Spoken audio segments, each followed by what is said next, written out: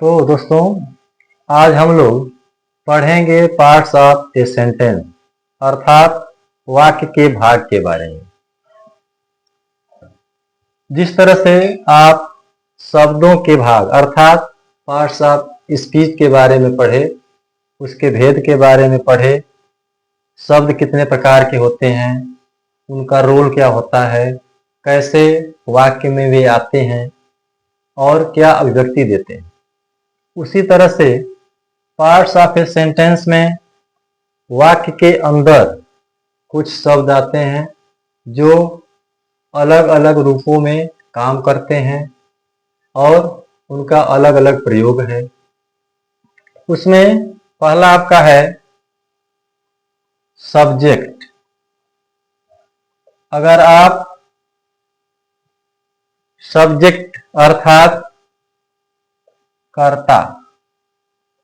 कर्ता के बारे में वाक्य में नहीं जान पाएंगे तो आप एक कंप्लीट सेंटेंस की रचना नहीं कर सकते।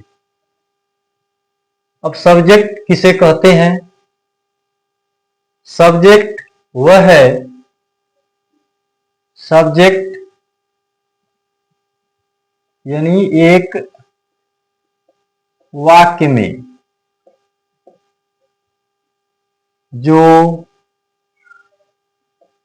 काम करता है या जिसके बारे में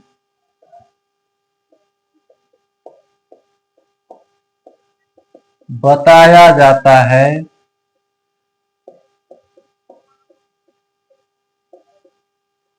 उसे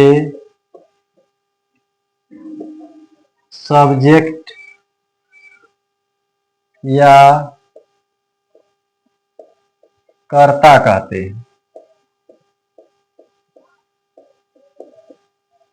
यानी जो शब्द वाक्य में काम करता है या उसके बारे में सूचना दी जाए वही आपका सब्जेक्ट होगा, और बिना सब्जेक्ट का वाक्य आपको नहीं मिलेगा। यदि हम इस सब्जेक्ट को एक एग्जाम्पल के तौर पर प्रस्तुत करें तो स्पष्ट हो जाएगा कि सब्जेक्ट है क्या। जैसे Ravi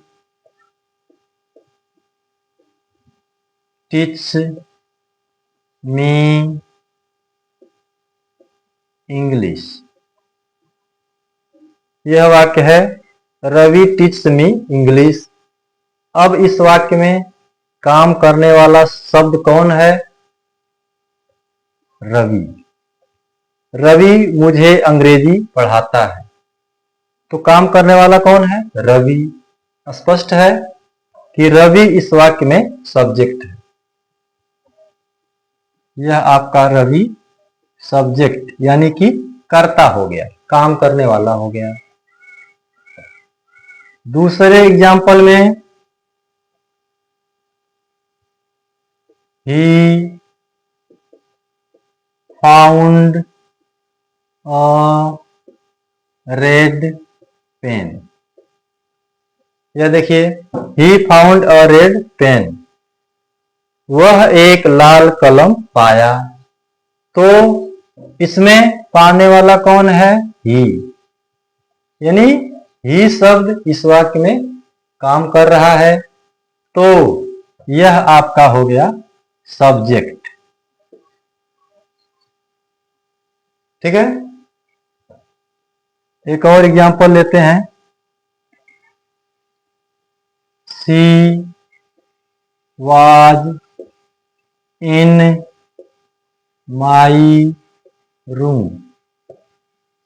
she was in my room, वह मेरे कमरे में थी।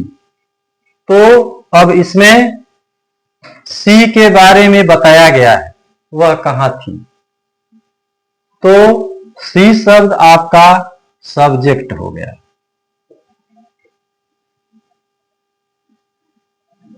ठीक है, एक अन्य एग्जांपल।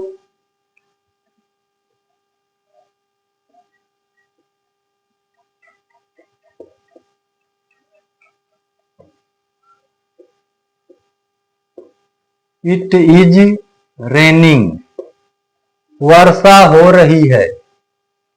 इसमें सब्जेक्ट आपका इट है, ठीक है, इसके बारे में बताया जा रहा है।